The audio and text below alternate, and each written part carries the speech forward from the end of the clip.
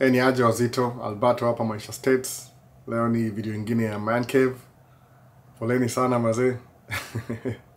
Nifa kuanza video jana, mtoi akaamka, kuna watu wengine. Shughuli ya uzazi imekuwa mingi.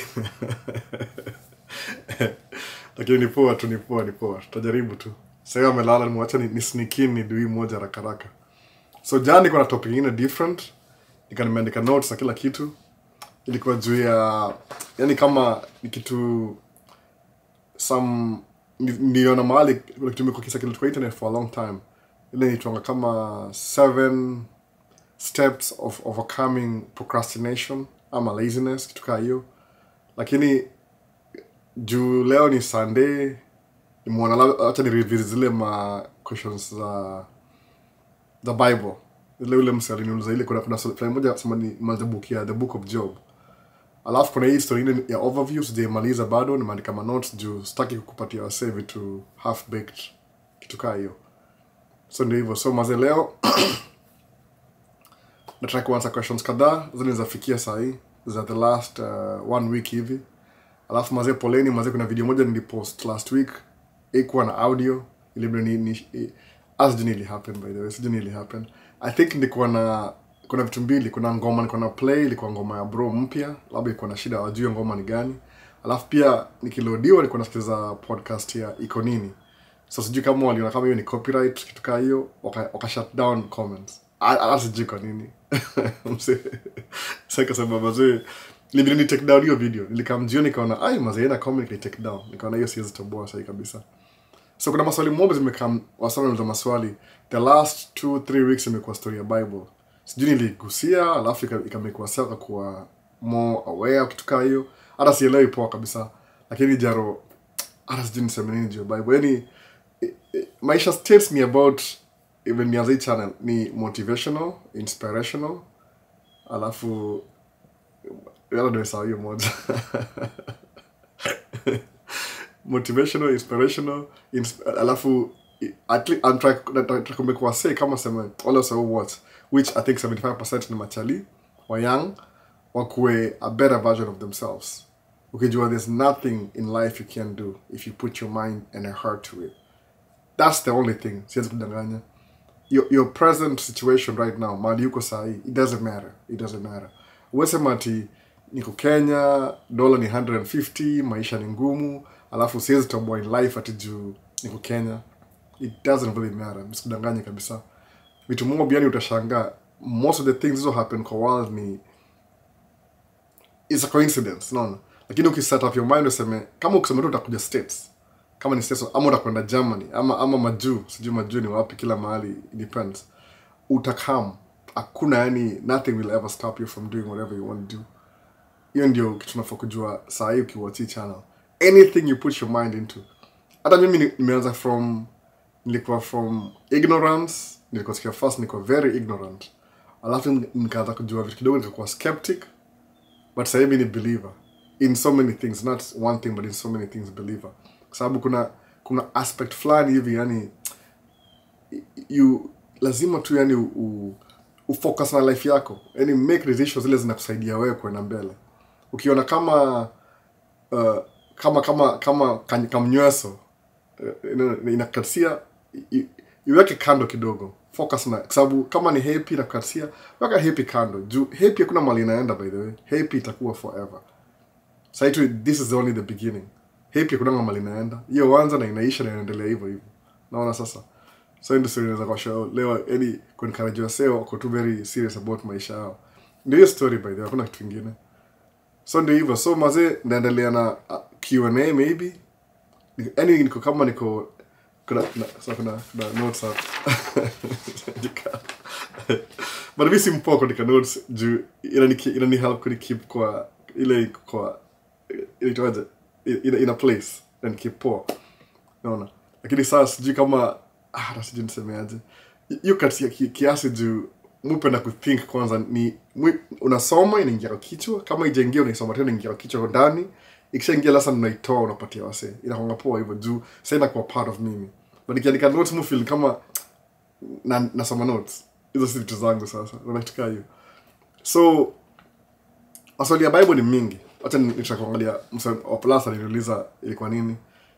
Mu feel guilty answer my questions juu unajua nyinyi ndio kama mtu anauliza swali kuna reason why anauliza hiyo swali. Hata sikumbuki ya mwisho ilikuwa gani. Kama naweza angalia. Sababu baadaye mtu yale alizaliwa, wasa anajua. Naona kuna wasa anajua already. Kuna msema ameniuliza swali moja imekaa hapa for the longest time kabisa. Hata sijui ni answer aje. Ilikuwa acha nimtaje. Najua kama ni 12-13 days. Nimetaka kuangalia kitu anaitwa ni Photoguru Kenya. Msee wangu. Alisema hivi what comes in your mind about religion? ? So sijui inamaanisha nini hiyo kabisa. Alafu inaendelea. Alafu hujawahi angalia story ya Shakahola. According to history, in 1978 Georgetown massacre happened. Reverend Jim Jones, where 900 people lost their lives. Bro, can you check Matthew 24:24 for reference? I'm really ready to join a conversation with you. So, amesema Matthew 24:24. So, mimi nda flow na yeye tu kwa sababu unajua hii ndio questions the answer kama 12 days by the way. Sasa sijui nifungue Bible yenyewe ama app, which itakuwa easy. Fungue app by the way. Fungue app. Itakuwa poa kufungua tu app haraka. Amesema Matthew 24:24. So, mimi sijui yeye ananifunza pia. Naona. Nikitukaa hiyo by the way. Na poleni mazee kwa amesema Shakahola. Shakahola ni ule msee Mackenzie Shakahola sijui. Okay. Matthew 24:24. Amerifa. Kitu ifunguke bana. No. Nina story mingi hapa tena. No thanks. Fungua tu kile nataka kusema fungua. So, hii swali imekaa kama 12 days. Naona. So, nimeona mazee sijui kama ni 15 days. Alisema Matthew 24:24. In context. So, mimi nasoma version yangu. Mimi napenda kusoma New King James Version. Leo ni Sunday, acha nisome tu Bible by the ile Sunday. Mesema hivi. Then if anyone says to you, look, here is the Christ, and there do not believe. For false Christ and false prophets will rise and show great signs and wonders to deceive, if possible, even the elect. Okay, sawa. So hii nile patile anawan about false prophets. So kama hiyo Shakahola.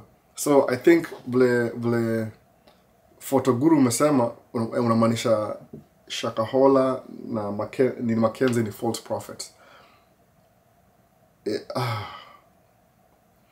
Msatama nikibreathe hivyo ni kama sijui kama offend hata sijui. Nikushangaa tu nikushangaa. Labda ni bora kwa mtu sijui. Ile kuna vitu so Photoguru story ya Shakahola sijui poa sana by the way. Kwa sababu unajua history ya religion imekaa mjuu sana na maswali. Mimi nikisoma mambo ya religion sikuwahi fikiria ati msata inauliza swali ati about is this story of religion. Lakini kile nataka kudu ni hivi, nataka go through Bible yote kama sasa tuseme Genesis, naona? Kama sasa tuseme tuanze kama Pentateuch, kitu kama hiyo, hizo 5 books of Bible. Itasaidia hivyo kujua kitu kama hiyo kwa sababu ita make sense. Iko wapi hiyo kitu? Iko swali iko wapi? Nimepata swali bana. Bana, ndio hii hapa. Ndio nimepata. Ita make sense kwa sababu uweza kwa labda kuna maswali mtu anaweza kunauliza kama in the beginning. Man cave imeanza hivi by the way. I think ni Ibra walikama hapo kwa sababu ni man cave. Man cave ni place chali unakaa chini una do vitu zako tu tukaa hiyo. Hii space imekuwa yangu juu. Huko juu hata sina space ni watoi. So kama hivyo alafu kakuja the second part kakamili ati ni whatever na do kama sasa nisemeaje sasa. Then space yangu tu kudu vitu zangu creativity zangu tu hiyo ndio man cave sasa. So hata sijui nisemeaje. History ya Bible ni sumbo kichwa. Juu mimi si mnoma vile. Mimi najua okay kama 10 minutes in. Unajua ni hivi tuanze hivi for example. Kwa mfano za story ya Job nafikiria vitu sijui nifanye gani kwanza nisome Job. Okay, tufanye hivi. Hata nitry kuona kama ndafika how far na hii. Tuanze na number 1 hivi. Bible inaanza na Genesis, alafu Exodus, alafu Leviticus, alafu Numbers, alafu Deuteronomy. Hizo ni Pentateuch, right? Pentateuch. I think so. Pentateuch kitu kama hiyo. Sijui kama iko hapa hivi. Ngoja. Ni swali mse. Na ni poa kwanza overview ndio ina focus na hiyo detail. Ndio hii swali iko wapi? Can you okay. Ndio hii hapa. Ndio hii ipata. So inaanza na Pentateuch. Sawa. Pentateuch ni ile hizo 5 books. So kuna hii style ya Hebrew nimesahau jina by the way. So sasa ndio nipoa kuandika notes kitu. Yaani kama Leviticus kwa katikati. Yaani Hebrew vile waandika vitu waandika hivi. Unaanza na kama hii ni 1 iko hapa, 2 iko hapa, alafu 3 katikati, alafu 4 inarudi chini, alafu 5 hivi. So unapata ukiangalia vile hizi Bibles zimeandikwa hii nini kuna structure fulani sijui nisemeaje kama ni kama poetry ama tukaa hiyo. Yaani ile the center of the Bible, the katikati kabisa ndio that's where the point is. Alafu in the beginning ikaenda build towards the center. Alafu ina build towards the center kama pyramid hivi, pyramid. Na msiseme ati pyramid ndio. Nasema tu ile example ile kupatia example ni hivi. No. So unapata Genesis iko hapa ina build story towards Leviticus. In the Pentateuch, the first 5 books of the Bible, the most important book kabisa ni Leviticus. Sababu hiyo ndio priesthood. So unapata everything ina points towards Leviticus. Alafu hii hapa Deuteronomy ina point towards Leviticus. So the Leviticus ndio the peak hiyo topic. So inaanza kama introduction ile hapa hivi introduction. Alafu na come towards the peak. Nimesahau hiyo jina. Ndaandika notes next time. Ni vile iko story ya Bible, lakini hiyo ndio peak kabisa, ile na peak kabisa hapo katikati. Unamaliza hiyo story hivyo. Sawa? Okay. Hiyo ni Pentateuch. Okay, number 2. Hiyo ni moja tu hiyo sasa. So ukiangalia Genesis chapter 1 kama okay, kapi hiyo Bible yangu. Mazee. Poleni. Hii swali inanichanganisha kidogo sababu sasa ukiangalia kama say for example hii Genesis chapter 1. Genesis chapter 1 kuna vitu zimecreatiwa na so for you to create kama nini sasa? Kama kuna headsets hapa, hizi headsets. Ule msali create hizi headsets they have to be greater than this. No. Kwa sababu yeye aliform, lazima uform kitu, lazima kuwa na intelligence ya kuform. Ni Sennheiser. That's gonna do. It's that Sennheiser. Lazima kuna Sennheiser everything. Okay, Sennheiser headphone. Msali create hizi ma headphone ni Sennheiser. Sawa. Sennheiser ni kampuni. So you need to have an intelligent enough create hii glue. Kuna glue hapa, velcro, yani details, juu katwa hapa kuna logo, hapa kuna logo hii side nyingine, kuna imeandikwa sijui ni HD 250 Pro, alafu kuna hiyo, kuna hizo padding, kuna left side na right side, kuna cable, kuna plastic hapa imeshikana hapa. Yani kuna ile intelligent design. Sawa. So for you to create a Sennheiser headphone, lazima kuwe na intelligence moja above hiyo. Unaona? Kama say gari ni very utility. Gari yenyewe kucreate hiyo gari just to create a vehicle, lazima kuwa na intelligence more than the vehicle itself. Sababu the vehicle could be bigger than you, ile type of size, but lazima uscale, mathematics, kila kitu, science ndio ikuje ingiane mpaka ikuwe kitu useful. Kama angalia kama plane. Nimekuwa kidu job airport. Unaangalia ile plane, unaangalia hiyo plane mazee iko pale hivyo. Kuna plane kadhaa. Okay, nakamshare hizo video baadaye, but sasa hivi bado naogopa juu hiyo contract bado job inaendelea. Acha job iishe kabisa. Hiyo job ikiisha kabisa, tumalizie story ifungwe, ndakam ni share hizo video baadaye. But sasa hii as long as kuna nini, siwezi share sasa hii. Unaelewa, siwezi share juu nikishare itakuwa ni kama unaweza nipata. This guy, I remember he was working, what's his name? Wanipigia niko noma. Unaangalia ndege hivi.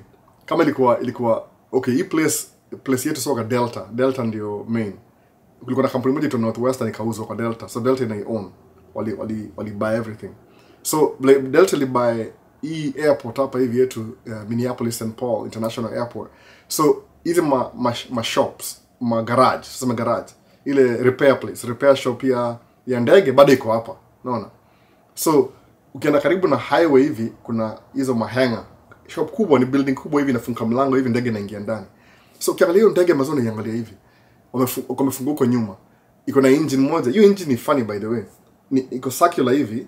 Alafu engine iko katikati kabisa hapo. Alafu hizi ma blades tu, So the whole component ya engine iko katikati hapo. Alafu imesupportiwa na beam moja katikati tu hapo kabisa hivi imeshikilia engine. Alafu wing iko so flexible, hata sile wind ina blow unaona kama ina shake hivi. Unaona? So jiuliza, what's inside the plane? Structure ya plane yenyewe ni aluminum.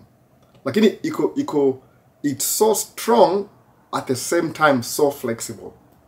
Alafu naangalia ndege nasema maze hii ndege gani? Alafu kitu ni big, ni kama sijui ni I don't even know how many pounds, but ni big kiasi.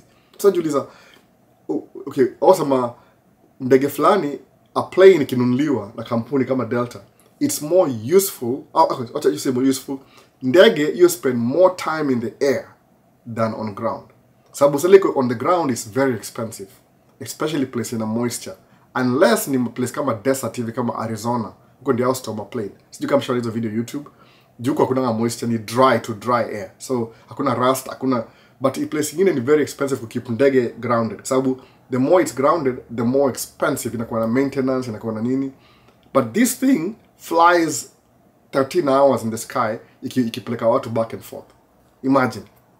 Unaangalia kitu yote sema kitu inakaa kama it's strong enough to hold, but it's flexible enough to flex. Kitu kama hiyo. Mbona sasa? So unashindwa, who designed this thing? Kumbe walikopi ile design ya mabirds vile zina fly. Ukiangalia wing ya ndege, mimi niko na assuming ndege wing iko sijui kama stretch mkono hivi. But somehow yoga imetani hivi, imeface hivi nyuma kidogo. Alafu ukiangalia kama kuanzia pale mbele mpaka nyuma, ukiangalia wing side view, haiko straight hivi, imekaa hivi mpaka nyuma kabisa. Alafu inaka tip hivi na tip hivi. Niko hapo airport karibu mwezi mzima. Hata sijaenda hiyo job. Job inaendelea bado by the way. Nimelimit sijaenda hiyo job kwa job zingine.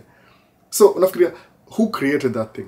Intelligent. Ni mtu intelligent kuliko plane yenyewe. So hiyo ni aspect moja. Okay, now number 2. Awesome, a year, 1,000 years is like a day in God's timing.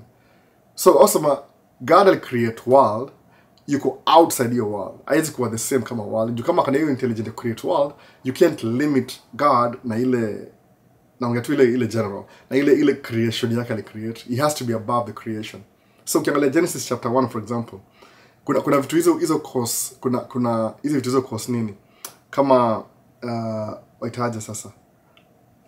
Sijui kama hizi notes zangu. Question swali iko wapi? Okay, so kuna hizi vitu hizi kama hizi kuna space, kuna time, space and matter. Matter ni ile tangible. Unaona, time ni ile inapatia time kutoka hiyo. Alafu space ni ile space ile. Alafu matter. So ukiangalia Genesis chapter 1 for example, inasema in the beginning. In the beginning, ukifikiria in the beginning, hiyo jina beginning ukitranslate kidogo hivi kabisa inamaanisha nini? It's a time. Beginning ni time. Sema in the beginning. So kuna mali ilianzia in the beginning. Boop, time ikaanza.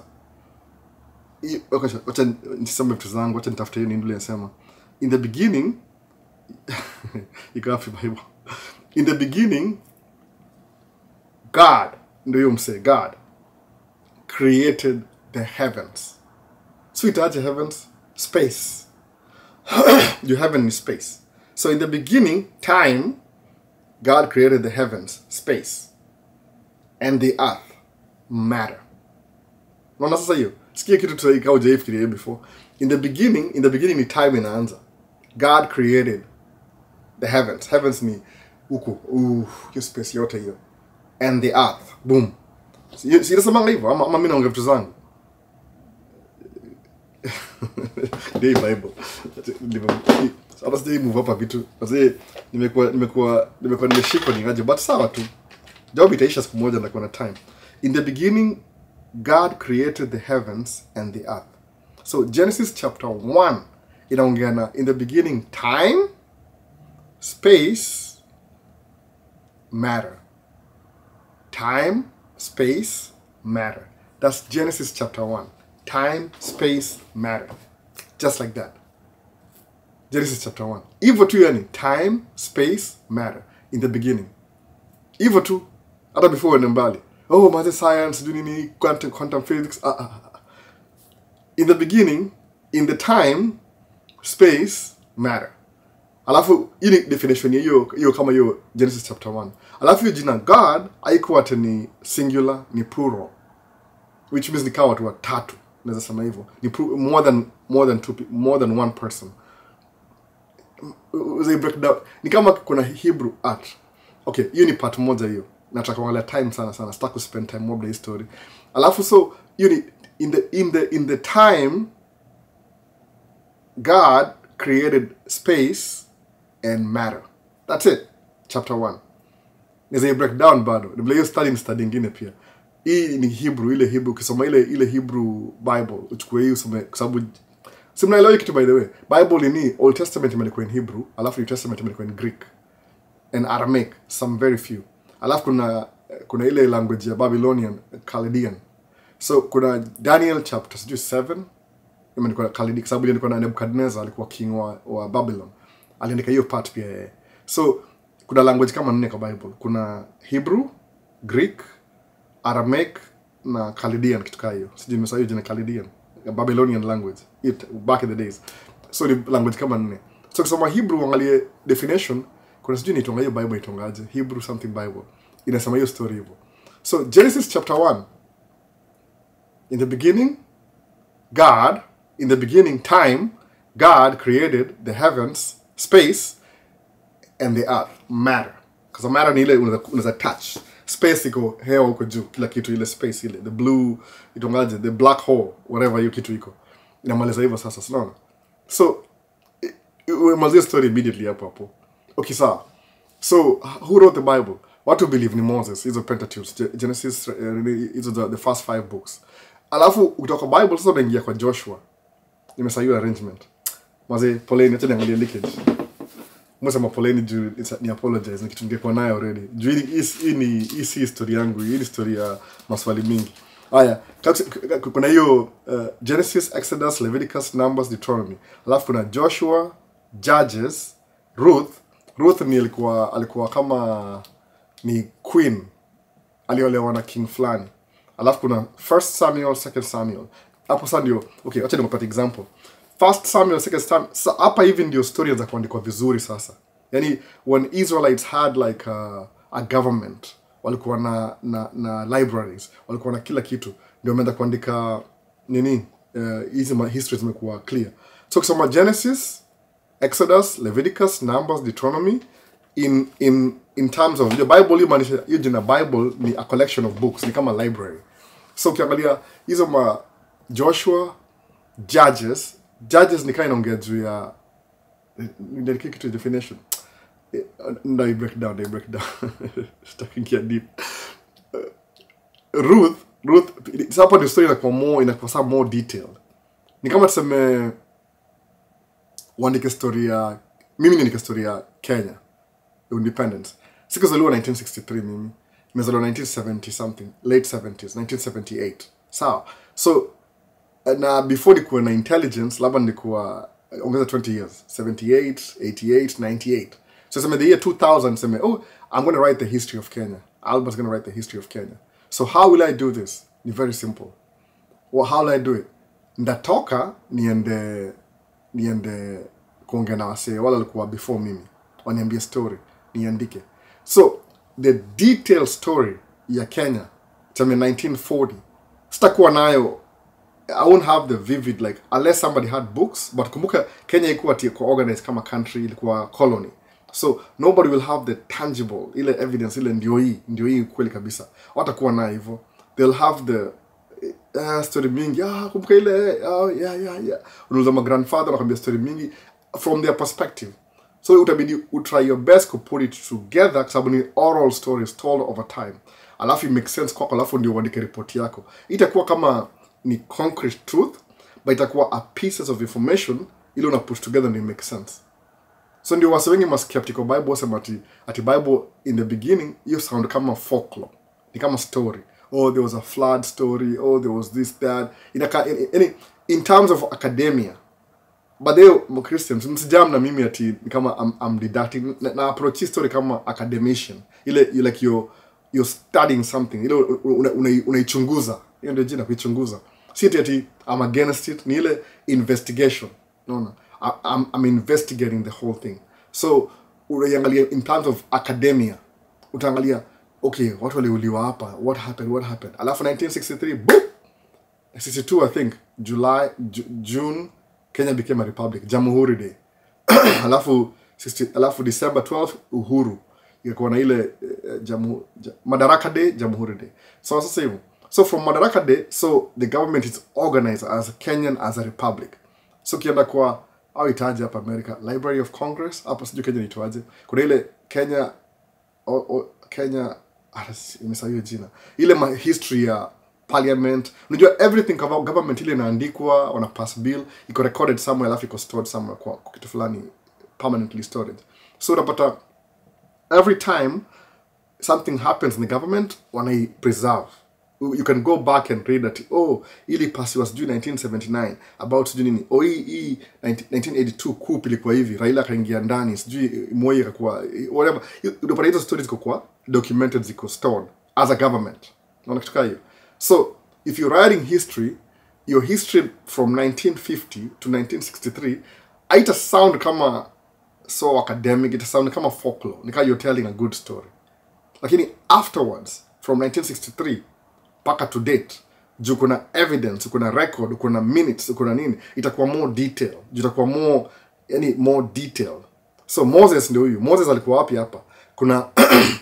Kuna Adam, alafu kuna Eve, alafu kuna hiyo story yote, Abraham anaenda, Isaac anakuja, nimesahau jina ama nini, Abraham, Isaac, Jacob, Isa, alafu Israel, Jacob anakuwa Israel, alafu Israel anakuwa nation 400 years, wanakuwa Egypt. So hiyo story kutoka hapa hivi kuja mpaka hapa hivi ya Moses knows from Israel. So anything before Moses hata iandika na ile clarity, sababu kumbuka alikuwa Egyptian, alikuwa anakaa na Egypt. So anachukua ile information from blali oral tradition, ile bila naambiwa. So it will sound like a folklore. It sound kama documented. Nisemeaje jina sasa. Kiswahili inanisumbua kichwa. Swahili bana. Kiswahili ngumu. So itakuwa documented vizuri. Itakuwa ni kama story ya nani, story ya alisema hivi. But after King kuna library 1963, ulizaenda kwa Congress, labda Kenya Orchard something, where upate documents, yani uprint, yani useme Kenyan Gazette, uangalie useme Uhuru was inaugurated in 1963 in Uhuru Park by Bishop nani.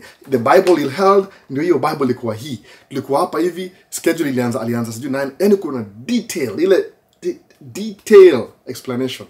Why? Because that's the time you decide to codify the whole thing. Naona sasa ikakuwa document. So itakuwa more rich itakuwa historical records from hata Joshua, I think it's from Ruth. Kwa sababu Ruth alikuwa ni Judges, I think from Judges, Ruth, 1 Samuel, 2 Samuel, 1 Kings, 2 Kings. Itakuwa more detailed juu sahi wana records. Yani they have, kuna king, kuna scribes, kuna department ya hii, itakuwa more rigid. Naona? So Bible itakuwa more concrete. Sale you're living while it's happening. Like you have people who actually, they're still alive and they were present when the thing was happening. It makes sense, wase? Kituka hiyo sasa. So in terms of criticism, so imagine how stupid it will be. That's not stupid. Apologies, kind of friend say. How foolish it will be ukiargue juu ya Bible na hujai soma na hujui hizi vitu. Utakamjinga juu usema, have you even read the folklore that you're talking about? No, I've never read it. Okay, so we'll say, the story, how do you tell the Kenyan story from 1940s? Oh, nobody was taking notes. Why? People were just busy doing their thing.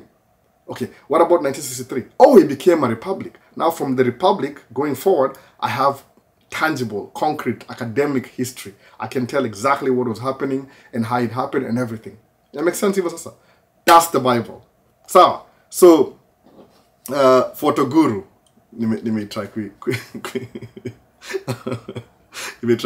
explain as much as possible.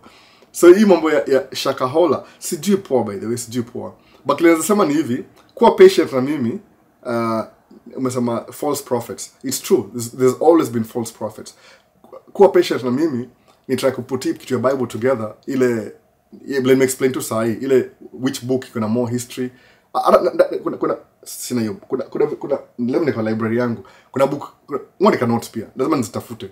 niko naandika hivi kama mtu ni kitu kama hii cha show book yani notebook ile naandika chini, so lazima ni si computer, niko tracker, niko tu naandika tu notes ile ndio. Awesome. Ukichukua when you're reading a book, uchukue pen alafu uandike, ina connect na unajua ile your five senses, ni five senses kitu kama hiyo. When you write something down, kama sasa niseme naandika notes, when I'm holding the pen I can feel the book. Unaona five senses of nini? Kuna touch, I can feel the book, I'm touching, si ndio? Alafu naandika, so naandika. So what are the five senses? Kuna touch in your number, okay, kanda zikumbuka zote by the way. Kuna sight, unaiona, si unaiona sight ndio hii macho. Alafu kuna smell, na smell book, smell. Alafu kuna taste, okay, taste maybe siwezi taste book but nasikia listening.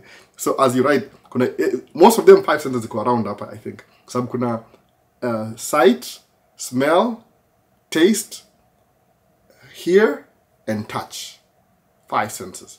So when you're writing something down, kama ukichukua kalamu, alafu kalamu ndio hii, alafu ni scribble down, na pretend to ni scribble down. So I can smell the book, I can hear the pages turn. No. I can hear, I can smell the book, I can see the book, I can see the book, I can smell the book, if I want to taste it, I can taste it, but okay, four senses. So,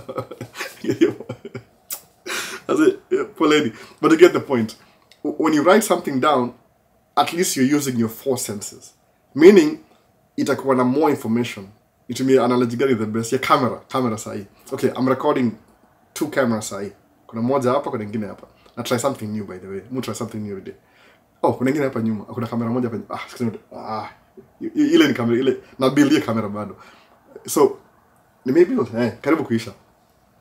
So nini when you use your four senses, ni kama kupiga picha, photography, alafu upige si JPEG ni ile compressed. Upige raw ni ile ina preserve all the data. So unaweza adjust. Ama ushoot film na hizi ma S-Log, Sony ni S-Log. Ama Canon ni C-Log. Unaona? Ile Cinetone, yani ile ina preserve information. So you can always go back and edit the picture. Unaweza ongeza nini, crank up ile brightness, utoa hivi, color grading, hizo vitu zote hizo. Yani ina preserve ile details. No. That's what happens when you take you read a book, ukisoma hivi, alafu unaandika. Because ina preserve ile details because you're using four senses out of five. You don't have to eat your book. I mean, see, taste ndio tumesema taste iko out. So una absorb more information because you're using four senses out of five while reading the book. Ina make sense. So nikiandika hivyo, Monica down ndio ina make sense. Sababu hata sasa nikiongea hivi sasa ile naongea na nyinyi sasa I can remember exactly when I wrote that thing. Nibile I have to find the book. Hiyo ndio difference. Some people say maswali tough inakuwa hard just say man, you're putting me. So ina musoma for fun. Okay, seek for fun per se. I never really thought ever ati man kevita kama kubonga story ya Bible. It didn't even cross my mind. Kwa sababu tu labda kunitaja tu kuna pale. I never thought itakuwa kitu mtu anaweza swali ati what do you think of this? Maybe ina come over time, maybe it comes with the territory. Ningeambo hiki kitu na watu siku naambiwa. So leo niko na timer, naangalia timer by the way. Kama naangalia wewe kuna timer hapa chini na iangalia kila saa. So nafaa kuangalia kamera by the way. Poleni. So hiyo ndio story nasema Bible lazima kuwe uiandike down. Ukiandika notes uandike down. Utumie your four senses out of five senses. Kwa nini? Una stick kwa brain.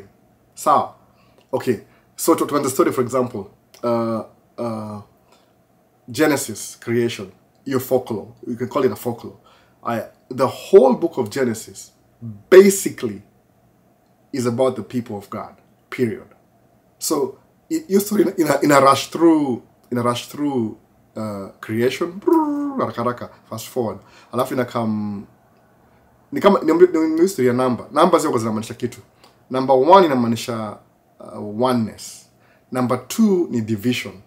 Number 3 ni unity. Number 4 ni earth, the corners of the earth. Number 5 ni nimesahau number 5 mazikila samusa hao. Ni nini number 5? Nimesahau number 5. Number 6 ni man. Man was created on the 6th day. Alafu 666 ni corrupted man katika hiyo. evil, 666. Number 7 ni completion. Number 8 ni infinity. Number 9 ni truth. That makes sense? Tuache tu number 9 hapa, number 9 isili. Hivyo sasa. So hizi manamba kwa Bible zinamaanisha kitu. Kuna maana hizi namba kwa Bible. So ukiangalia in the beginning inaongea juu ya first day, second day, third day, fourth day, fifth day, sixth day, seventh day. Sixth day ndio creation of man, seventh day ndio God aka rest, completion ile. Hata hiyo Shabbat inamaanisha complete, rest, done, cease, stop, kitu kama hiyo. Alafu 8 inamaanisha infinity. Unaona kwa nini? Sababu the first, second, third day, first, second, third, fourth, fifth, sixth creation, seventh Shabbat. 8th ni ile that creation continuously.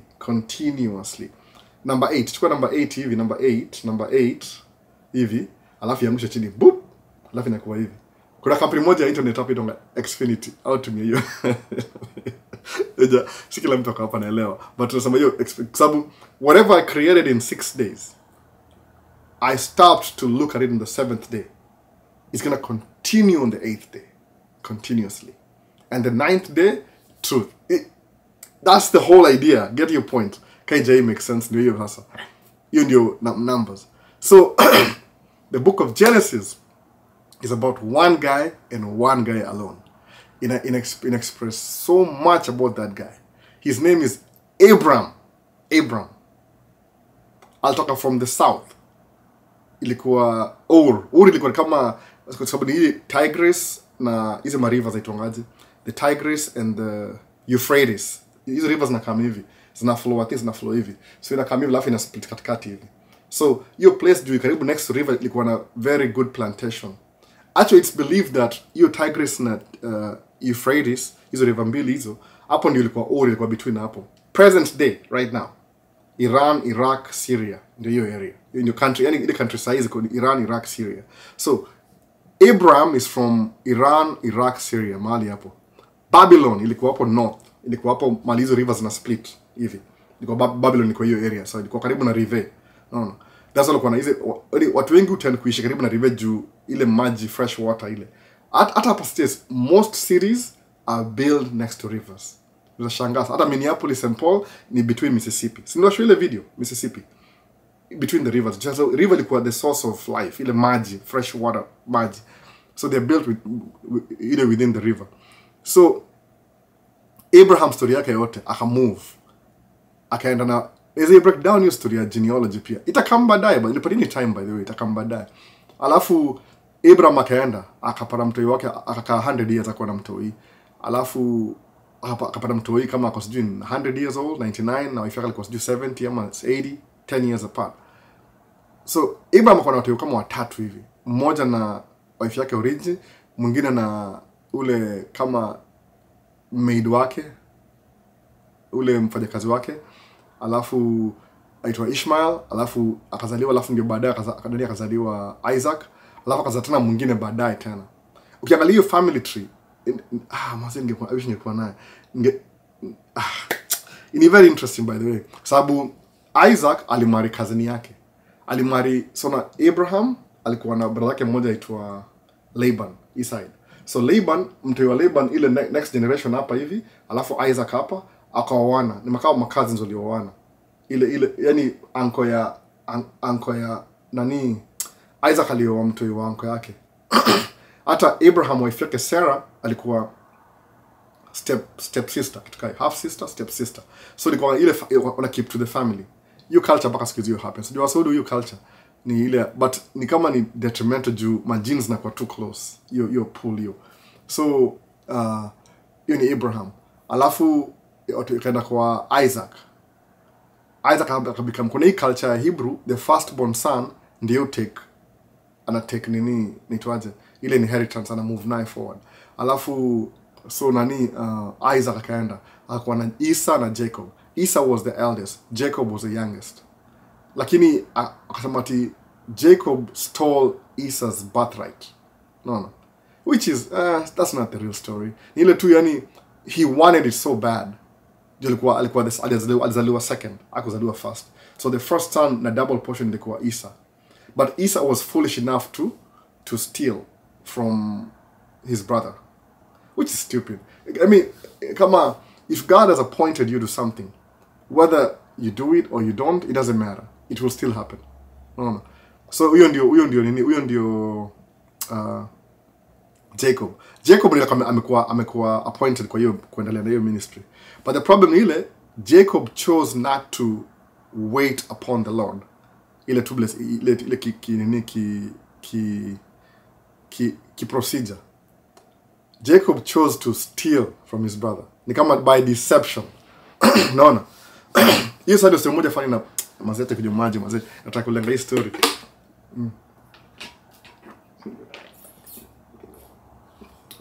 Excuse me. So Jacob alisteal right ya brother yake. He didn't have to. He had it anyway. Yeah, like the promised child. So because he stole the birthright from his brother, ni kama ile Cain and Abel, he had to run for his life. Kwa sababu alimdanganya babake. So hiyo story ya Jacob, hiyo jina Jacob, si J by the way, ni Y, Yaakov. Ni kama hiyo Greek, hiyo J na Y zinafanana. That's why usema Jesus, hiyo ni Greek. But in original kama ni Greek kama nini? Kitu kama hiyo. Ni Jesus. Kama hiyo Y na J. Naona. San Jose ukiandika imeko San Jose. Hiyo unaweza pronounce hivyo. But hiyo J na Y zinafanana. Ni kama hizo utaona hiyo interchange. Kitu kuna Y na kuna J Y na pronounce hivyo. So Yaakov inamaanisha the deceiver. Naona. So which means Jacob si jina yake real. That's kama folklore. Yaakov. Jina yake Jacob ni kama the deceiver. Alipewa jina inamaanisha character yake. So which means it sounds like a folklore. Unachukua hiyo. Oh, mbona jina yake inakuwa specifically just means the deceiver because he deceived. Because it's a story told over time. Sawa. Alafu nani mwingine? Ndapoza hapa kidogo, kamera moja ni shabiti, acha ni plug in. Hebu acha ni clap. So, Jacob jina yake ni deceiver, Yaakov. The heel, akameshika ile heel ya brother yake akizaliwa.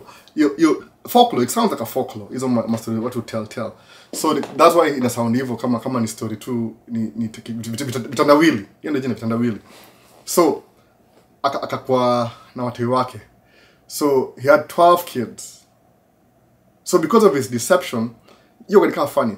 When you decide to do things your own way, not the way it's supposed to be, you kufuata maisha yako yote. Ni kama Yaakov akafuata na hiyo story mob hiyo ya deception. So akakuwa na watu, the first time akaenda kwa dem akataka Rachel, his uncle deceived him, akampatia Leah. Ndio state sana nasema dem. Eleweni. Akaenda kuomba mtu wake kwenda kupata mtoi.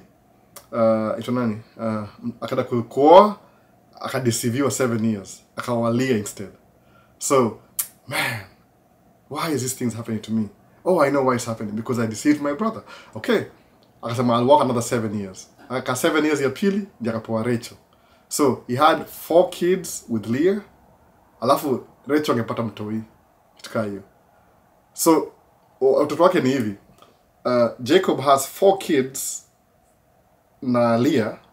Alafu, 2 kids na housemaid wa Leah. Au ni 6. Alafu nikakuwa na 2 kids na Rachel. Au ni 6, 7, 8. Alafu akakuwa na 2 kids na liko nini? 2 kids na maid wa Rachel. So ni 1, 2, 4, 5, 6, 7, 8. Alafu na baadaye akakuwa na 2 more kids. Juu Rachel angepata watoi ni more na Leah tena. So Leah had 6 kids. Watu wawili wa maid, watu wawili wa maid side, watu wawili wa maid side, alafu 4, alafu watu wawili wa maid, alafu 6, so 12. Alafu so ndio akakuwa so because Jacob was the eldest of the one that not Jacob. Joseph was the eldest son of the one that Joseph was the eldest son of Jacob from Rachel who Jacob wanted. Akaona huyu ndiye kumpatia right. So because of his deception na ile so Jacob's not a good guy by the way. It's just kama get his story Bible hiding hizi vitu. He's not a good guy. Ni deceiver ni kila kitu. So he had to go through a hard time just to be average. No. hiyo deception yake ilimpeleka mbali. So because he loved, ile affection yake ile because of the lack of something, aka love Jacob more than everybody else. So what happens to Jacob? Jacob mwenyewe ameenda kuwa old, anafeva mtoto mmoja, akambuy a very expensive designer wear, Gucci, whatever. So, make joke na kitu. So designer wear, Gucci, akambuya, alafu I feel jealous. So imagine, because of the way he acts, akamekuwa watu wengi kwa jealous. They took his brother, wakamuuza Egypt. So because of Jacob's deception, life yake yote ilikuwa tu deception all through. Yani the consequences for his actions followed him. Mnakuangalia hiyo theme sasa. Okay, sawa. So imeenda up sahi Israelites wametoka kutoka from Iraq, wameenda huku Israel mali wako, wameenda Egypt. So Egypt, Jacob pia I mean Joseph akuwa na story mob yeye alikuwa faithful juu I learn from culture. Akakuwa leader governor second in command Egypt. Alafu ndio so wakaanza grow in number. Alafu after some time population ya Israelites ikakuwa more than the Egyptians. So the next pharaoh alikuja huko hivyo pharaoh akaona hii ni threat. Tutakuwaje tuna ma stranger kwa country yetu? Now ma stranger they are more in number than residents. Kama watu wa Afrika wanaenda Europe. Europe au go party mazee one time itafika mahali tukutisha wao Afrika watatu outpopulate kitu kama hiyo. So lazima tu keep in check ndio ama tu wakwe na racism. Same thing happened with slavery. Slavery ilikuwa the people had more slaves than slave masters. That's all it created some rules ndio wakazi wase maisha. It happens everywhere. Kitu yote evil ni evil. So ndio akasema acha turudi back to Israel. Akarudi back to Israel na ile wali start look even ndio. So he said imekuwa mrefu mazee. Okay, anyway. So washa move Israel. Hiyo ni story ya Bible. So nimekam Israel sandio Moses akazaliwa 400 years from Joseph. Moses akazaliwa 430 kitu hiyo 400 years. Kuna timeline. Unaangalia ile history ya Bible alafu unairudisha back alafu unaona mali ilianzia. Ndawashow kitu baadaye. Alafu wakaja Israel. So hiyo story yote imekambaka kwa Moses. So ndio Moses ameandika history ya our before yeye akuje. That's ina sound kama folklore, ni stories, ni nini kitu hiyo. Bupi kaisha hapo sasa. So from Moses kwenda mbele hivi, Moses hakuenda promised land, alikufa before ingie Canaan. Alafu by the time, kumbuka when they moved out of Israel, the promised land that Mungu alipromise Abraham, some people came and occupied the place. So they wase wote ma Edomites walikama kwa. So God akamwambia, if you want your land back, you have to fight these people. So hapo even this story nilizona Samomrai ile sijui they were giants, Goliath. Ndio hao sasa wale the sons of God took wives and the women and the daughters of men kitakayo. So hao ndio the sons of God amanisha wale watu wako na keep. So ile lineage ya God's principle ilibaki na Israel kwenda Egypt. So when they came back to their land, their promised land, God had to the reason why these people suffer, see it because of their own liking, ni disobedient. Wanaambiwa fanyeni hivi. Wasio enda hivi, enda hivi na narudi hivi. Yaani kuna kona watu wanakona kona mingi. So that's why you take long. Kile mimi nikidiscover hiyo kitu kisema ni kama when God asks you to do something. Naongea kama naelewa. In terms of the Bible inasema and you don't do it. You can't nakungojea tu. Wewe do vitu zako tu. Utakam. Kikiumana unarudi kwake. Sinikwambia where was I 10 years ago? I was waiting for you to come back. Oh, you came back? Okay. Where were we? Okay. That's what God does, by the way. Ile umetakuwa atheist umetakuwa okay, sawa wewe kwa tu atheist. Nangojea. Umetakuwa atheist 10 years. Explain blah blah whatever 10 years. Alafu narudi. Oh, umerudi okay. Where were we? Okay, tuendelee schedule back to schedule. That's what God does. No. Hiyo ndio parenting, by the way, kama parenting. Yaani unaacha msea vitu zake ndio ana learn. You learn by the wise man learn by other people's example. A fool learns by his own example. That's where the whole thing comes from. Unaandika kitu Proverbs, nani either David ama Solomon. The wise man learned through other people's examples. The fool learns through his own examples.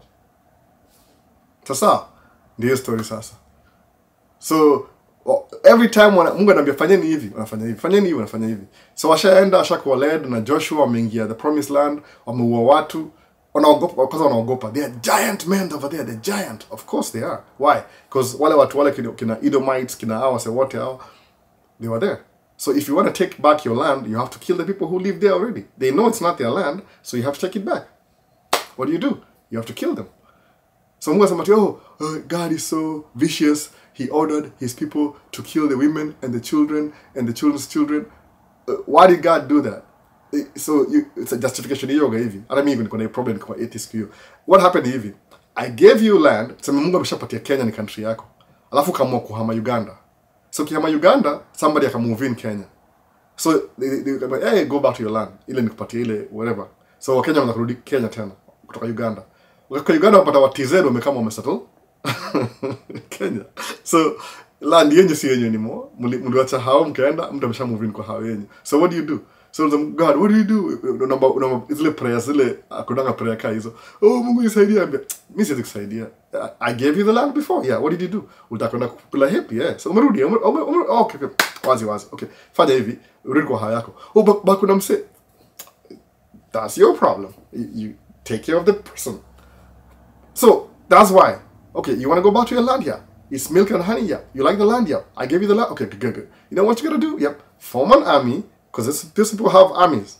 You have to form an army. Go fight them. Because if you listen to me the first time, we wouldn't have to go through all this shenanigans. That's why you gave the story. Not like we make you understand. You also understand. So we have to fight. Yeah, we have to fight. Okay. Army kila mtu twendeni. Whoop, wakaenda war. Wakaua watu. Unaua una progress. Akamwambia specifically, when you go to that land, uwa wanaume, uwa wanawake, na uwa watoto, na uwa ng'ombe zao, na mbuzi zao, na kila kitu. Kwa nini? Because inituangaje wipe them out. Sababu ukiwacha mtu mmoja tu. Nyi wanaiza movie by the way. Wacha mtu mmoja seme, hii mbuzi ni poa, wacha hiyo mbuzi. Huyu dem ni msupocha ni muoe. Huyo dem because uliwa budake, they will never forget that you killed their dad. One day watakugeuka. So God was trying to create a nation, ile lineage yake ile ku prepare to the Messiah. So akasema, you guys have to get rid of this. Sababu mkibring an aspect kidogo tu ile your influence au mademu wachanganishe muoe, mko na watoi na hao, sababu mko na mixed kids. So there's no way mtakuwa pure, mtakuwa na ile baggage claim. Unaona? Musa mmoja na baggage. Okay, siwezi ongea story sahi. It is offender say tena. Okay, na baby mama si baggage mtoi wangu. Yeye mtoi wangu by the way. Kuna serikali hiyo. But nataka kumake your point. So ndio hivyo sasa umerudi Israel sasa. Sawa? So ukishafika Israel wameua wase. That's why they kill people. Washaua wase, washakuwa kila kitu. Say the way they used to communicate to God ilikuwa through the tabernacle. God would speak to them through the tabernacle, through priests. Priests ilikuwa priesthood, tribes, kila mtu tribe leaders, 12 council, kila kitu. Kulikuwa na government fulani hivi. So washaingia hiyo place, wakata kuadmire the way other countries run. Kuna king, kuna princesses, kuna nini. So God akamwambia, you don't really need that. Wasaka insist. Hapana. We want our own king. We want our own. Ile wana admire, unaangalia neighbor. Neighbor kuna king, nataka kuna king. Neighbor. Is that what you want? Here we go again. Okay, just get a king then. Wachagua king gani? King Saul. Saul was the tallest guy in the alikuwa mrefu ile I don't know how long. Because Bible describe Saul alikuwa his shoulders towered everybody in Israel. So akisimama hivi the shortest guy alikuwa chini ya shoulder yake. So alikuwa very tall guy. Ile symbolism ni tall. Kwa nini? Wale unaona tall people kina Goliath walikuwa tall. Kitu kama hiyo. Ile tu una blend in na watu. That was not God's idea. Sema mkiata mambo ya king, itawa corrupt. So kusikia acha ningoje hao say so what am I going to do? My kids, man. Okay, sawa wakaanza na kuwa king wa kwanza ameenda ameambia kumbuka ile mandate ni nini, inafaa uwe hao watu wote around your area yenyu ndio reclaim your land. But what did he do? Anaanza kusave madem, anaenda sijui kwa mganga amsaidie. Story. Okay, this story Bible by the way. I try to explain everything. Alafu ndio God comes as a king reject already. The king appoint ni the son of Jesse. Jesse, the youngest son of Jesse. His name is David. David was short guy. Okay, maybe not that short, but he was short guy. So that's what happened. So akakuwa king. So after David was the greatest king, not really the greatest king. Akaenda akakuwa Hittite huyu Bathsheba, black lady by the way. Bathsheba was purely black. Okay, if David, I don't know, maybe David will come black. Missy Jesus too. What to some like, oh, how sure are you Moses was black? I think he was black. So Egyptian will come black people. Anyway, wazungu wezi kubali story juu inaharibu history yao. Watajaribu kuargue juu itawa misplace ile narrative yao itakatika. Mungosa kumuuliza ati was Egyptian white? Sema yeah, it was white. Kwa nini? Kwa sababu ukisema ilikuwa black ni kama unamwambia yeye yako inferior. Haisikia poa ata argue story. Anyway, mnaelewa wana argue story. Juu kama unaweka down, you're putting them down. Nobody wants to be down. So akawa udem. So udem akawa naye mtoto wa kwanza, ule mtoto ule ijongaje alikuwa promiscuous, aliba wife ya mtu juu ni king can do whatever you want. Akawa Bathsheba akakuwa na mtoi naye, that kid died. Alafu God because you've done this, your curse itakuwa na wewe from the third to the fourth generation. Kwa nini? A fourfold. Actually David mwenyewe alisema hivyo, whoever who did this alijicast mwenyewe na hiyo story. Whoever who did this will have the third and fourth fold. Okay, whatever. Kumbe anajideceive. Kumbe anajisemea kasi yake mwenyewe. Maisha ya David ikienda down the drain. Do you see the point now? Bible says it in a clean up video kama it was the holiest, the purest. Inasema mse alikuwa mbaya. Huyu mwingine alikuwa mbaya. Anani yule Noah alikunywa pombe alikalewa. Akaenda sio kama na wife mtu wake. Ziko hapo hizo azifichi kitu yote. You guys are terrible, period. You're not holy. No, stop kidding. You're not holy. You guys are terrible. All of you are terrible. That's what the Bible says. Kaujai soma napatia leakage sahi. Terrible. David was terrible, by the way. There's good sides of David, there's bad sides of David. So, but God, ile grace, ile mercifulness. Grace ijanzia New Testament, imeanzia Old Testament, just in case. Wala sasa I'm saved by grace through faith by whatever hiyo story. Wala sasa mokoka. Yuko koka hiyo story, koka hiyo ati mokoka mimi. Okay, it says it downplay, but you get the point. Kukoka ni nini sasa? Ni action, see words, don't just speak ni mokoka, actions. Okay, sawa. Your actions speak louder than words. Au sema hivyo, si ndio? Jutaiona kitu, you seeing it, unaiona, it's kitu evidence, manifestation of your character, ndio kukoka. So David, Solomon akasema yeye ndio the firstborn son, the living son wa Bathsheba, si ndio? Sheba, black woman, Sheba. So if David wasn't black, which I think he was black, but suppose he wasn't black, Bathsheba ni black, mtu yote atakuwa nini? So what color was Solomon? That's when niambieni tu. Fill up the blanks. No. Because the other David is black. So Bathsheba ni black. Okay, sawa. Mtu wake atakuwa nini? Kama David ni mngoso, which ni impossible, atakuwa pointy. Hado ki move aikui white ni pointy bado. Wachana movie ya Hollywood. Okay, sawa. To the next thing. Bathsheba ndio sasa. So hiyo story yote hiyo ya David iko from Joshua ameingia Egypt, alafu kuna Judges. I think Judges ni kama zile the things that God pronounces he judged Israel from the bad things they did. Nda explain vizuri. Alafu kuna Ruth ni alikuwa karibu wauliwe na king moja evil, akawa save juu alikuwa manipulate nani king, akamwambia wase usiwaue, juu alikuwa anajua alikuwa watu wase wake, akawatetea the king, matriarchy, whatever, akawatetea. Alafu kuna 1 Samuel, so I think 1 Samuel ongea juu ya David, alafu okay, nimesahau hiyo context, but 1 Kings, anything story ya David iko kwa 1 Samuel, 2 Samuel, 1 King, 2 King. na Egypt na government ya Israel, hiyo kingdom ya David. So hizo ndio nimefika kwa David kwa Solomon. So Solomon ndio sasa. Solomon pia akaulizwa, what do you want? What do you want from me? God akamuuliza hivyo. Kusema, I just want wisdom. I don't want anything else. Kusema, okay, since umekuwa humble. Yani, angalia point by the way. God is trying to find somebody that can represent him kama advocate. Sababu world iko evil kila mahali. Hakuna mtu ana represent God. That's the story ya Noah pia, kujanga Noah pia hapo hivyo. Noah ina kama baadaye, but ni classification hizo books. Noah ni kama iko hii part nyingine hapa hivyo. But nataka kwa Noah by the way. So he's looking for somebody who can represent him perfectly. But every time anapick mtu anamlet down. Anapick mtu anamlet down. Anapick mtu anamlet down. Every single person anapick kuendelea hiyo lineage. Hiyo nasema trust fund. Tumejina trust fund. Ile trust fund ya God ile from Adam and Eve alimrepresent fail. Kuja kwa nani kwa Adam and Eve, Cain and Abel. Cain akawa Abel. Alafu na Seth. Seth akaendelea na hiyo line but chini ya maji. So Seth anawatei kama wa saba. Mtu wa saba anaitwa Noah. No. Hata hiyo jina Noah kuna maana. When he is born, the flood will come. Hiyo ndio jina Noah. Inamaanisha kitu fulani. Hiyo seventh generation. What's the story? Hizo ni kama folklore. Okay, whatever. That makes sense. Nakambadaka hiyo story. So, hii ni bakwa Solomon. Solomon akasema, I want wisdom.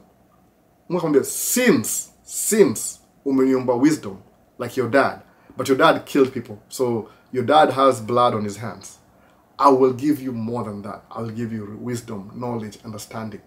Okay, wisdom is a breakdown kitu sahi. Sijui. Wisdom, knowledge, understanding. Wisdom, sema ni breakdown baadaye. Nataka breakdown hiyo wisdom, knowledge, understanding. But kuna ile design ile kukuwa na wisdom lazima ujue ushaona mtu akimodelio life before. Knowledge, what's knowledge? Lazima uisome. Knowledge ni books. That's why we insist, read books. Lazima kuwa na knowledge kuisoma. Understanding ni kuinterpret wisdom na knowledge. Ina make sense? Wisdom, knowledge, understanding. So, hata Bible imesema, for you to know something, lazima uone mtu a model, role model, wisdom. Which in this case, labda ni God. And that's God directly through his dad, David. Like when David was doing the right things, Solomon saw that his dad was doing the right thing. When he's doing the wrong thing, akajua, this is what I don't do. This is what I do, this is what I don't do. So, kwa Allah soga na watoi, if you want to raise your kids right, raise your kids based on how you do things, not what you tell them. What you tell them, chances are, they'll do the opposite. So, that was bank na hiyo. So, Solomon alikuwa na wisdom, ile practical, akaona mtu ile object lesson. Knowledge ilitoka wapi? He read books before, either the previous literature, knowledge. Understanding ni ile interpretation ya wisdom na knowledge, in your understanding. It makes sense, I say. So, see, some book for nothing. That's been the history. If you want to be somebody in this world, you have to have wisdom, knowledge, and how to practice those two, which is called understanding, in a biblical principle. And the people who are rich in the world, they use the same things that's in the Bible. But wherever, some many atheists, there's some Bible, and there's a bringi aspect of, okay, siwezi ongeza word, saki kujamisha say bure. Kuna ile jaro ile, if you want to build wealth, read the Old Testament. You would understand how people build wealth. Why? Wisdom, knowledge, understanding. So kuna verse moja New Testament, nimeisahau, sija memorize, but maybe they have a comment below. Inasema wale watu wale, the people of the world, they know more about building wealth than the Christians themselves. I bring it up to date, na paraphrase. No. The people of the world are more wise how to make money than the Christians. Because Christians want to pretend that we are better than them, not knowing everybody's on the same level. So in wisdom, the people in the world are more wise than the people who claim to be people of God. Kwa nini? They know how to make money. Making money, there's nothing wrong with it. Sababu Abraham was rich, was very rich. Solomon was the richest. Nisabiye jina? Sisabiye jina. What a shutdown comments zangu. Richest brother richest brother, melanin. The richest melanin brother ever existed. Number 2 nani? Mansa Musa. Skia. The richest people in the world kwa history ni watu black. Period. Oh, ako black. Shauri yako. I don't care what you think. But Sheba was black. Sheba, hiyo jina Sheba ni the queen of Sheba, but Sheba. Sheba. Okay, whatever. She was a black woman, so her son was black. So Solomon was the richest brother that ever existed. Mansa Musa was the richest brother that ever existed. There's some NIGG, whatever, but stuck some agent, I'm not sure. I'm tempted to. But okay, it's already shut down. YouTube was stuck. Hey, YouTube. So, in the point. So, I said, the video hapa. Hii ni story refu hii, by the way. I'm really trying my best. Nikiandika notes inakuwa funny juu ni kama class. So, lazima niongee tu hivi ndio vile mmezoea. Alafu, so, hiyo story yote, I'm trying to get somewhere by the end story. Labda nairudia tena vizuri ndio so understand. Hadi mambo ya Shakahola ita make sense. Kwa sababu saa hii nikifast forward kidogo kwenda mbele, so unapata kama sasa hiyo kuna swali moja pia kwa hapa hivi. Sijui nianze aje sasa. Ati kama Catholic was the mother church, if Catholic was the mother church, how did Seventh-day Adventists come from the Catholic Church? Kitu kaa hiyo. Hiyo ni story. Yani iko na so many details. Ni kama history ya 18th century na 3rd century. You know how many years? 18 minus 3. 1500 years. 1500 years history. No. Hiyo yote hiyo. Sababu hata, yani, maybe that's going to be the next talk. Hiyo ni the next talk. Ndio sasa hiyo. So ndio wase sasa nimewabring mpaka kwa Solomon, si ndio? Hii ni sketchy, si kitu real. But kama mna understand ile two basics. Understand vile nasema hivyo. So tumeachia kwa Solomon. Kwenda kwa Solomon ndio Israel iko na king sasa. So hapo unapata ile Bible itakuwa na story kama tuseme kuanzia Ruth kwenda mbele. Boaz, Ruth, history yote hiyo. Utakam kwa Boaz, Ruth ni hiyo Boaz na Ruth ni kama great grandfather wa David, kitu kama hiyo. Kuna hiyo lineage hiyo. Ndabring story zote by the way. I hope so. Nafikiri kama na teach. I wish ningekuwa na segment nyingine tu ya kuonyesha hizi vitu ndio mwache maswali mengi. Turudi back to motivation. No, say. I feel guilty sababu ni kama I want to do this but I have to answer this, then I go back to this. Okay, sometimes it's integrated. That was my point. I was just wisdom ya dunia it involve Bible at most. Sababu one of the oldest book ya wisdom watu wanzianga history. Yani if you know your past will help you predict your future. Tukayo. Sababu nothing really changes. Okay, understand past, you understand ile if you understand your past, ile what happened this, itakwambia itakumekia better judgment to predict your future. Ama to know how to live your future. Since something to before. That's why if you don't read, if you don't have a culture of reading, na uko broke. That's why you're broke. Sababu okay, understand that to make money, you need to know your past, how people made money, then ukuji update ndio kwenda mbele when they make more money. The reason why you're poor sometimes is not really your fault. Ni lack of information. No. Let me back to banking. What I'm about the reason why you're poor. I'm seriously. Muta kansa kwenda do. That's what I want you to do. Kama uko Kenya, taka uende Germany kama Roger. Ukienda Germany, uende uoe Mgerman. Sio Mkenya. Kama nani Ruth, Mkenya. Ukwa Timo uende UK, uende uoe dem UK. Alafu climb in rank, ukuje kuwe prime minister wa UK na ulitoka Kenya. Alafu Roger kuwe prime minister wa Germany. Oh man, he's like a poor by the way. I'm dreaming, but you get your point. That's a dream. Upande wa Kenya, kuna wa Kenya kila mahali, kuna Australia, kuna prime minister Mkenya, alafu Mkenya.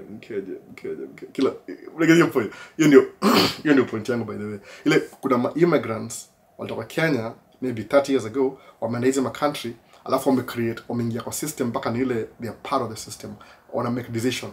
Alafu sasa ndio you decision to reback to Kenya yetu Kenya na potential by the way sana to yamshe ndio wasao kwe na hiyo potential naongejua Kenya so much. Okay, Africa in general, hata sasa tukisema Kenya, watu wananisikiza Kiswahili, I apologize, I'm a Kenyan, that's why. Tanzania, the same thing. The whole of Eastern Africa. To ile potential, ile would reach the way our forefathers were very rich. No, back in the days. To ile economy, ile brotherhood, see capitalism, ile we just reach. Tuweza kuuza vitu. Kenya becomes like itangaji. Okay, my description of Kenya, I could be wrong by the way. How many minutes? Okay, I'll find a video. Okay, in summary by the way. Summary. When I came to America, I was so broke. If I want to buy something, I would use a credit card, which means I'm using money that I don't have. Then I would pay for it using the little money that I have. So I was perpetually in debt. No. So I was a broke young man. Broke, stacks on the YouTube, young man. So Kenya actually ni kama mimi. I was broke. Kenya always lives on credit. No. Sikupenda kwao ni situation walipatikana. Independence kila kitu kama na consequences. So Kenya lives like a broke young man in America. Wants to buy things, but the only way to get funding is through credit. Alafu, you can't even keep up with the credit, so what do? You keep borrowing money to pay your credit. Lazima Kenya make sacrifice flani. Ama Kenya starts making more money. No. Ndio you pay off debt, ndio sababu like pay off debt or kuwe na surplus yako. Sa ile ndio once you pay off debt, you feeling. Mimi get you feeling when you Dave Ramsey. Alisema you have to have a snowball effect. So by ile Kenya sio gonna a new president every 5 years. So 10 years. Na ni kweli kabisa. The president cannot make the change that you want in a country. Lazima ianzie grassroots. I build over time, momentum. Sababu jo president yeye ndio CEO, ako hapa juu. Alafu kina nani kina as an example, Jalango nimsanajua Jalango. Sio hapa katikati yao. Ndio wanafaa ku create ile culture. Ile sema which they are. I'm not Jalango na Dujopo. Which they are. Wa create ile culture that even when the new president comes in, ile bureaucracy iko in a system of paying its debt off. No. At the same time, creating more money. No. Sabu, that's what happened to me. I was in debt. I could make a really good Kenyan president, by the way. Munichague. See politics. There's a advisor. From my perspective, I'm a little guy. Nobody even knows me. Nobody knows me.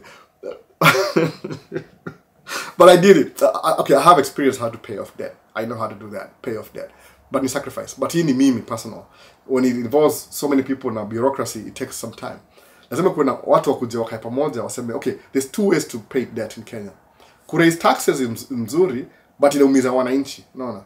I don't think, okay, it's a good thing, but in political goodwill, I don't think it's a good idea. The best thing to do in Kenya ni ile, create, kama Ruto, you're very rich. No, you're very rich. I don't care how you got your money. That's not my problem. You're anywhere, your creativity, your whatever. Kuna watu wa rich Kenya. Kuna wase very rich Kenya. Raila ni rich. Tunani mwingine huyu Sonko ni rich, by the way. Sonko ni rich.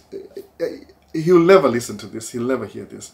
But Sonko ni very rich. I understand that. Kuna watu rich Kenya. No. I'm not asking you for your money. I'm not rich. I'm just some guy who paid off his debt. And now he's kind of living an average life. But kuna wase wako dosi. No. Sonko. Nichikile video una answer nani Andrew Kibe. Okay, sawa. Me get your point. Sonko ni rich. You're very rich. So what you need to do, because you're already rich, create more money.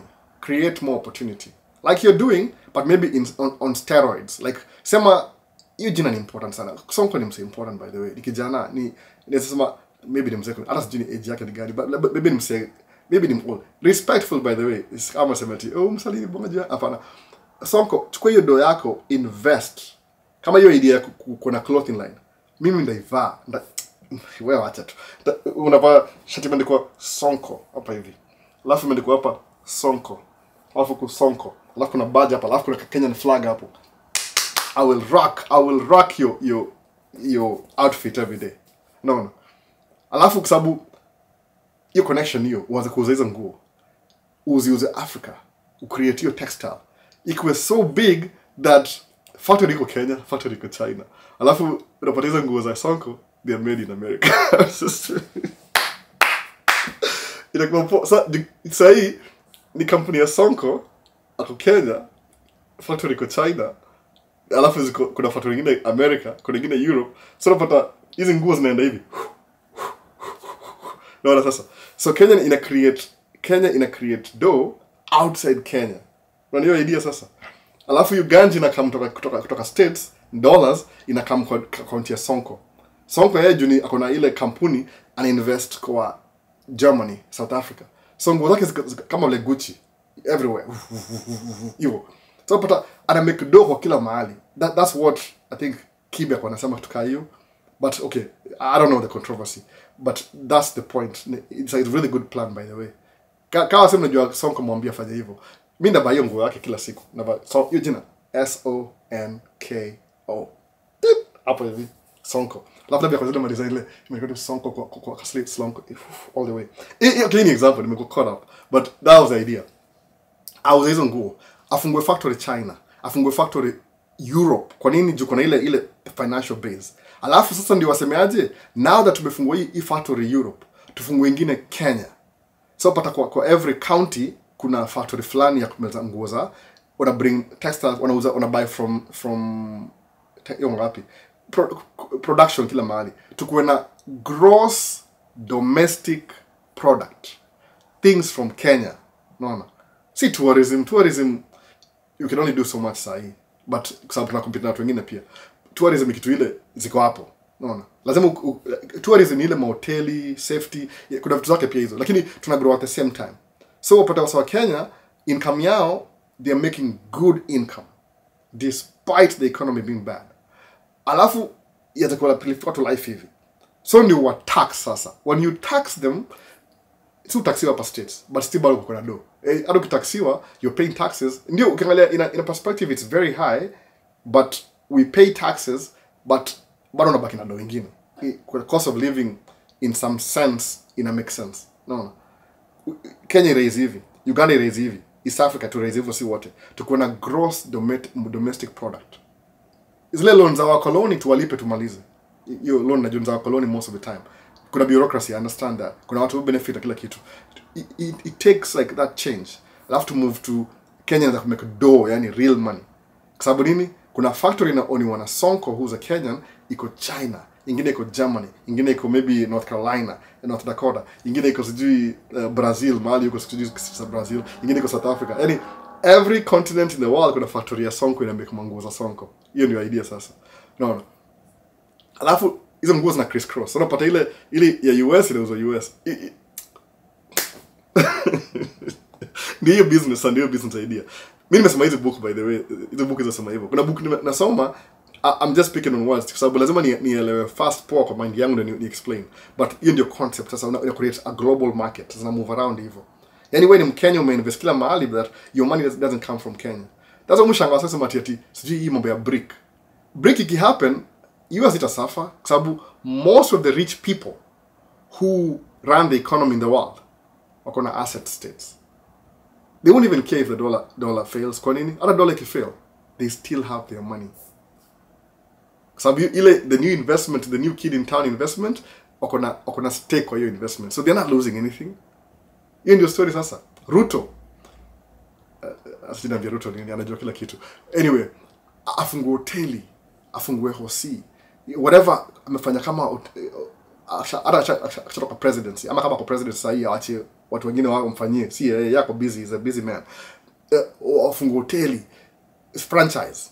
Kuna Ruto Mombasa, Kisumu, Nakuru, Garissa, kila mahali hoteli yake. Alafu ada kuexpand kwa Uganda, Tanzania. The same brand, ile useme specifically inapikwa ugali, iko na hizo mboga za Kenyan, Kenya ile heritage. Alafu wanda kugrow hiyo kampuni. Kama huwezi kutoboa Uganda, partner na Museveni something. Start katika hiyo. Create your someone that kuna gross domestic product from Africa. Unaona sasa. Alafu what happens? To go back to where we were. Unaona, wale tulikuwa tuna roll bowling. Mansa Musa was bowling, aliingia Egypt akangusha economy. Mansa Musa from Timbuktu. So many history kama mji. Sasa wase nimeenda kurumble sana. Hii ni hizo idea zangu. Kama najua wase, kama najua Sonko, mwambie ado hivyo by the way, afungue clothing line. Ayake project. Kama na watu wake, afundisha watu wake yeye kwa legacy, aendelee hiyo watu wake, yeye mwenyewe aendelee. Alafu he knows what to do. Ataambia watu wake mnakupatia do fulani, waanze hiyo nini, you have to unajua lazima uhire watu wako. So pale tu chapa free, you have to hire your kids in the business. Don't just give them money. Watakuwa lazy. Waambie you have to work for the money that you want. Kitu hiyo. Do that. Gross domestic product, GDP, iinuke juu. Uone. Tutapay off deni tumalize kwa sababu deni iko. Tutamaliza deni alafu tutamove on forward. Anyway, hiyo ndio mankevia leo. Labda ndio wengine right after this before asewa mke, alafu ama tuendelee next week. Na video kama 2-3 za tracking sijamaliza. Kuna events nimeenda pia sijazipost bado. Na video kama 6 hivi backlog. Bado sijali. Make video bado ni vile tu kuipost, lazima ni edit. Story kama hiyo. Alafu tunaona baadaye basi. Hii ni man cave ilifaa kwa jana nimebring leo. Sasa na mtoi, ndio show clip ya mtoi nikuja naye hapa jana lakini akaamka. Sasa tuna watu watatu na tuko peke yetu. Unajua mother-in-law anaishia next week. Chuo zinafunguliwa so akomeka nao sama. So ndakuwa na time itafunguka job ikipungua kidogo. Alafu kuna wasa wanakuwa inspired na hii channel. Mtu mmoja tulibonga naye jana na mwishia all the best akiingia history ya tracking amekudo. I like that. Hata kama ni one person. Hata kama ni one person. Mtu mmoja tu akisikia story mu-inspire aingie tracking hata kama kidogo ama anze business.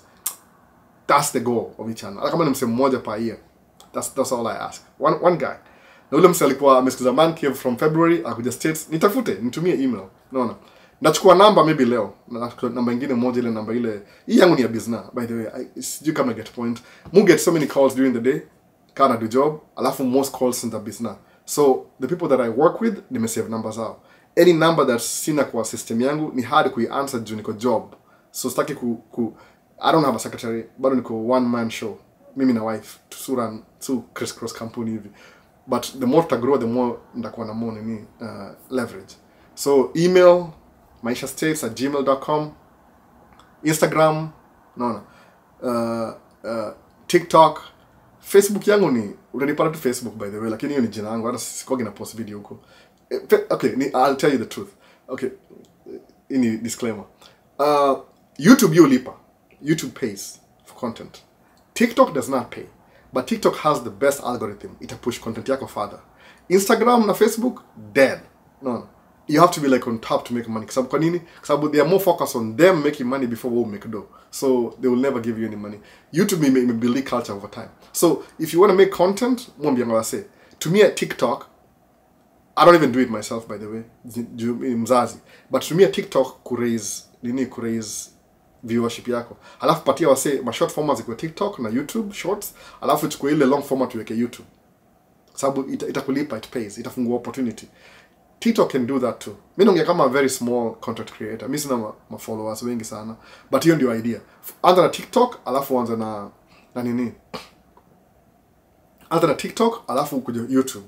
So short vertical, alafu long format ibaki YouTube. Kama unataka long format ile uncensored, kuna moja inaitwa Rumble. But Rumble it take time before you pick up. Ni company mpya. Hata sijaanza kupost huko, kuna account huko Rumble.